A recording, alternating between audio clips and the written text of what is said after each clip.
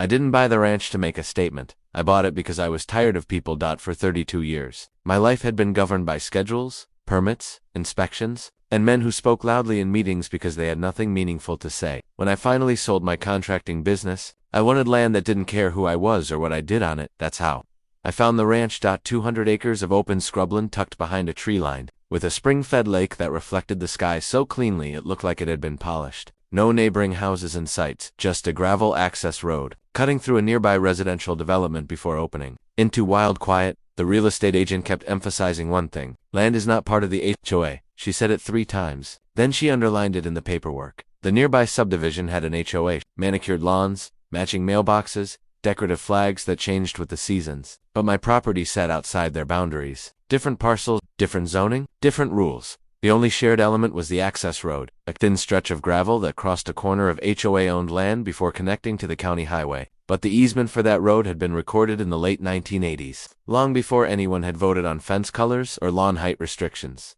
I read the easement clause slowly, line by line. Permanent ingress and egress for the benefit of the dominant estate. Plain English. I had the right to use that road to reach my land, period. The first year was perfect. I spent weekends fishing, hiking, and sleeping in a small camper parked near the lake. Sometimes I brought a tent instead, just to feel the ground beneath me. No noise, no parties, no trash. I left the land better than I found it. I barely noticed the subdivision beyond the trees. That changed one afternoon in early spring. I was unloading firewood when I heard tires crunching behind me. Not the steady sound of someone passing through, but slow, deliberate. A white SUV stopped near my camper. A woman stepped out. She was dressed like she was heading to a board meeting instead of the woods-pressed slacks. Spotless shoes, sunglasses perched like armor. Her posture was rigid, her expression already annoyed. She didn't introduce herself. "You're not allowed to camp here," she said. I paused, trying to decide whether to laugh or be polite. "Actually," I replied, "this is my property." She tilted her head slightly, as if correcting a child. "This land borders our HOA," she said. "Our bylaws prohibit camping." That was my first clue. People like her didn't ask questions. They delivered conclusions. "I'm not part of your I said calmly. Her lips tightened.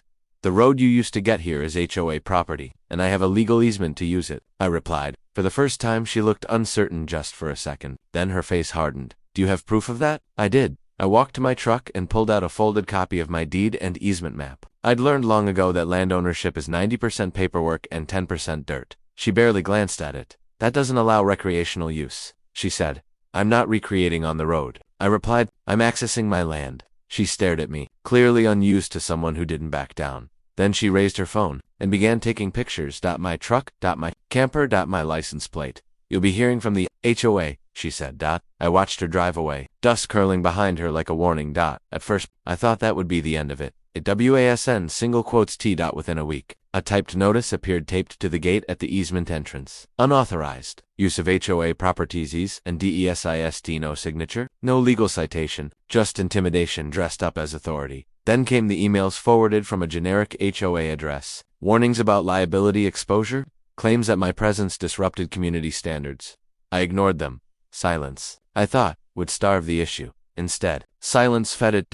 One morning, I found a brand new sign planted beside the road. "No Sam Pay Naotras. PASSANAHOAN." Faced my land. That sign wasn't for me. It was a message to their residents, one that said, "We're in control." That's when I realized this wasn't about noise or safety or bylaws. It was about a group of people who couldn't stand the idea that something existed just beyond their reach, and I was standing right in the middle of it. The first time the police showed up, I knew exactly who had called them. It was a quiet Saturday evening, the kind where sound carries farther than it should. The lake was still, reflecting the sky like dark glass, and the fire pit was down to glowing embers. My nephew sat across from me, poking at the coals with a stick, when headlights suddenly cut through the trees. At first, I thought it was another HOA resident coming to observe. That had become common. Slow phones held up, people pretending they were lost. But when the lights flashed red and blue, my nephew froze. "Uncle, are we in trouble?" "No," I said, standing up slowly. "But someone wants us to be."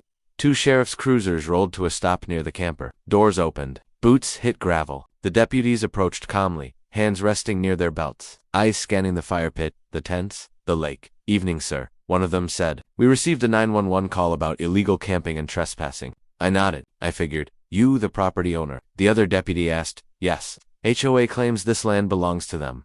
That's when I heard another engine behind the cruisers. A familiar white SUV pulled in like it had been invited. The driver's door opened before the engine even shut off. Linda stepped out. She walked up confidently, arms crossed, chin raised, the picture of righteous authority. She didn't look at me, she addressed the deputies directly. "This man has been warned multiple times," she said. "He's refusing to comply with our bylaws and continues to camp illegally. It's a safety issue." I took a breath, reached into my jacket, and pulled out the laminated copies I'd started carrying for exactly this reason.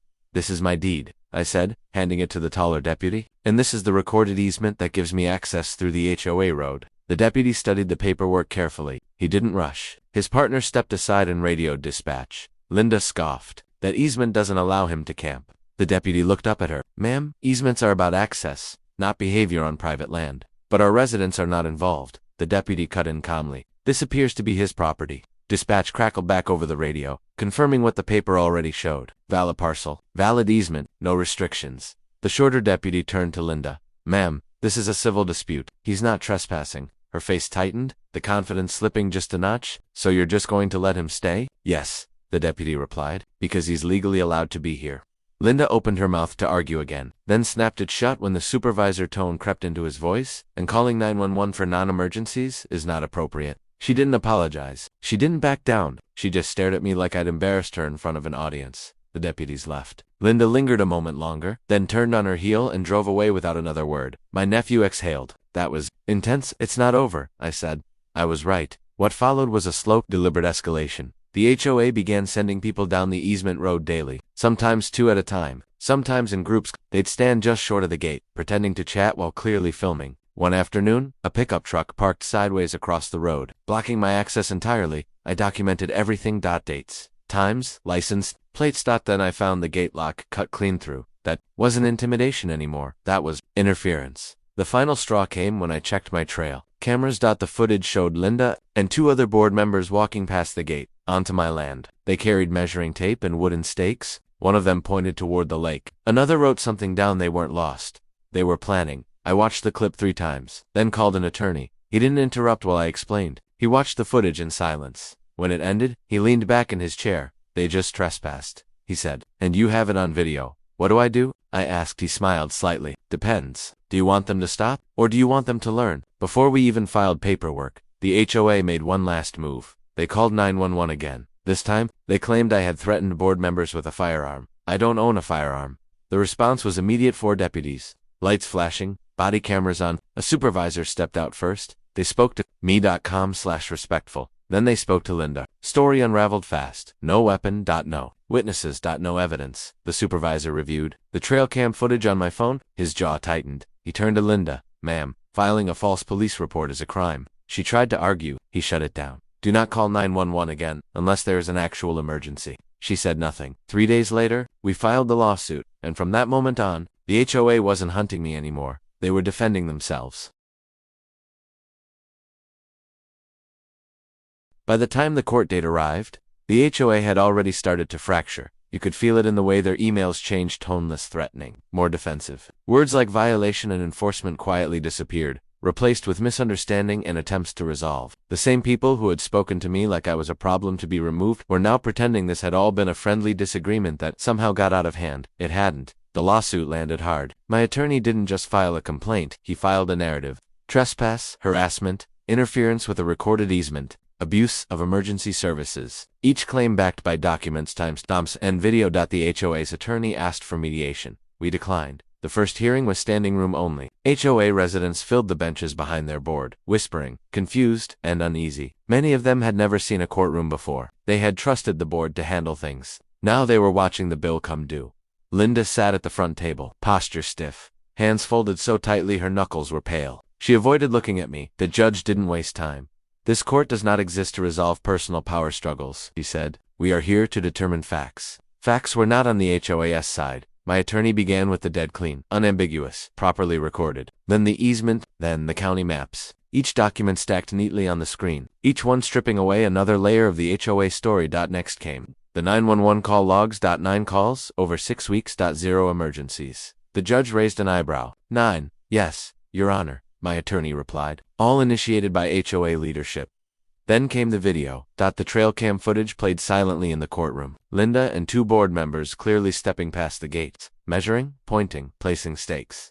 The judge leaned forward. "Are these individuals members of law enforcement?" she asked. "No, Your Honor." "Did they have permission to be on the plaintiff's land?" "No." The HOA attorney stood. "Your Honor, they believed." "Belief," the judge interrupted, "does not create ownership." That was the moment the room shifted, but Linda whispered urgently to her attorney. He nodded, but his shoulders sagged. He already knew. The judge ruled swiftly. A permanent injunction barred the HOA from interfering with my access, my use of the land, or my presence on it. Any further contact had to go through legal counsel only. Then she addressed damages. The gate, the blocked road, the harassment, the false police reports. The total came to $42,000, plus attorney's fees. Several HOA residents gasped. Linda stared straight ahead. But the consequences didn't stop there. Judge ordered the ruling forwarded to the county. That triggered a separate review. The HOAs Private Patrol Authority was suspended pending investigation. Their signage rights along the easement were revoked. The no trespassing signs disappeared within 48 hours. And then came the part no one expected. At the next HOA meeting, residents demanded answers. Why had their dues been used for a personal vendetta? Why were they now facing increased fees to cover legal losses? Why had the board risked criminal exposure? Linda tried to defend herself. It didn't work. She resigned before the vote to remove her. Could be called. 2 other board members followed within days.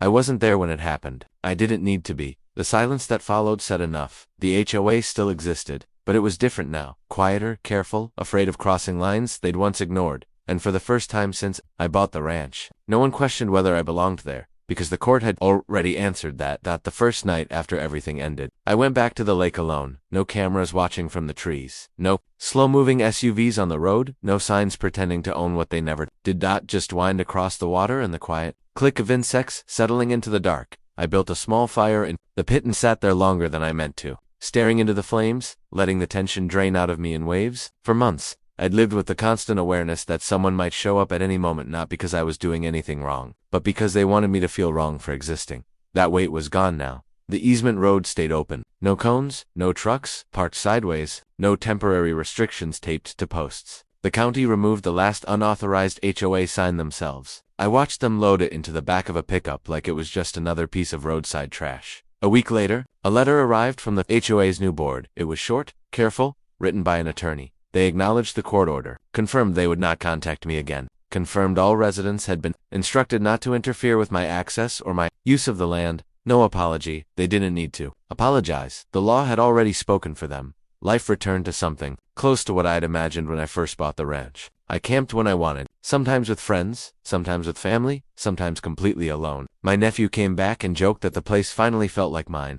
Again. The trail cameras stayed up, but they were pointed at wildlife now, not people. One afternoon, months later, I ran into a neighbor from the subdivision at the feed store. He hesitated before speaking, like he wasn't sure whether he was allowed to. "I just wanted to say," he began. "We didn't know what the board was doing. Most of us thought they were handling a real issue." I nodded. "That's usually how it happens." He sighed. "Guess we learned the hard way. That's the thing about power when it goes unchecked. It doesn't announce itself as abuse. It calls itself rules, standards, safety. But rules without authority are just noise, and noise only works until someone stands still long enough to hear the truth underneath it. The ranch hasn't changed. The lake still reflects the sky like it always did. The fire pit still smokes when the wind shifts. The stars still come out in numbers you can't see from a subdivision. Streetlight.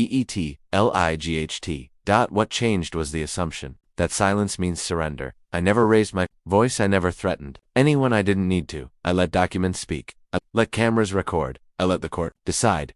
And the people who once thought they could control land they didn't own learned something they won't forget. Ownership isn't a feeling. Authority isn't a tone of voice, and calling 911 doesn't turn a lie into an emergency. Now, when I camp by the lake and hear distant sirens echo across the hills, I don't tense up anymore. I smile, because the quiet I paid for finally belongs to me again. Asterisk.